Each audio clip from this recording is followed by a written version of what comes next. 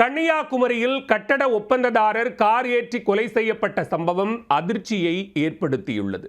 பணம் கொடுக்கல் வாங்கல் தொடர்பாக ஏற்பட்ட சிறு தகராறில் ஓர் உயிர் பறிபோனதன் பின்னணி என்ன?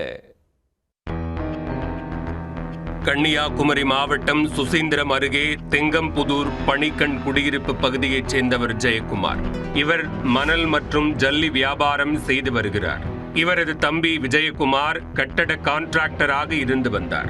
இதில் ஜெயக்குமாரிடம் தெற்கு கரும்பாட்டூரைச் சேர்ந்த விக்டர் ராஜதாஸ் என்பவர் 1 லட்சம் ரூபாய் பணம் வாங்கியுள்ளார். மெக்கானிக்கான விக்டர் ராஜா வாங்கிய பணத்தை திருப்பிக் கொடுக்காமல் இழுத்தடித்ததாக கூறப்படுகிறது. இதையடுத்து வியாழக்கிழமையன்று செட்டிக்குளத்தில் உள்ள விக்டர் ராஜதாஸின் கடைக்கு ஜெயக்குமார் சென்றுள்ளார். அப்போது பணம் கொடுக்கல் வாங்கல் தொடர்பாக இருவருக்கும் இடையே வாக்குவாதம் ஏற்பட்டுள்ளது. வாக்குவாதம் முற்றியதும் ஜெயக்குமார் தனது தம்பி விஜயகுமாருக்கு போன் செய்து அழைத்துள்ளார். அவரும் அங்கு வந்ததும் சகோதரர்கள் இருவரும் சேர்ந்து விக்டர் ராஜதாஸிடம் சண்டையிட்டுள்ளனர்.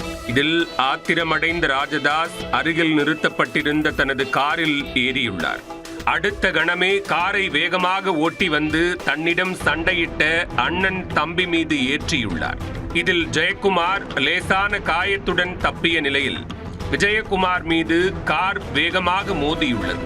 அவருக்கு தலை, கால், முதுகு உட்பட உடலின் பல பகுதிகளில் படுகாயம் ஏற்பட்டுள்ளது. கூட்டம் கூடியதும் காரை ஏற்றிய விக்டர் ராஜதாஸ் அங்கிருந்து தப்பியோடியுள்ளார்.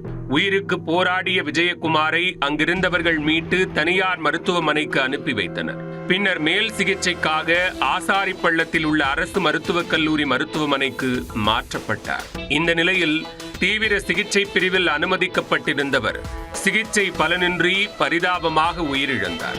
இதுகுறித்து வழக்கு பதிவு செய்த கோட்டார் போலீஸ் தலைமறைவான விக்டர் ராஜதாஸை கைது செய்து விசாரணை மேற்கொண்டனர். பின்னர் அவரை நீதிமன்றத்தில் ஆஜர்படுத்தி சிறையில் அடைத்தனர். கொடுக்கல் வாங்கல் பிரச்சனையில் அண்ணனுக்காக சண்டைக்கு வந்த தம்பி மீது கார் ஏற்றி கொலை செய்யப்பட்ட சம்பவம் நாகர்கோவில் பகுதியில் அதிர்ச்சியை ஏற்படுத்தியுள்ளது.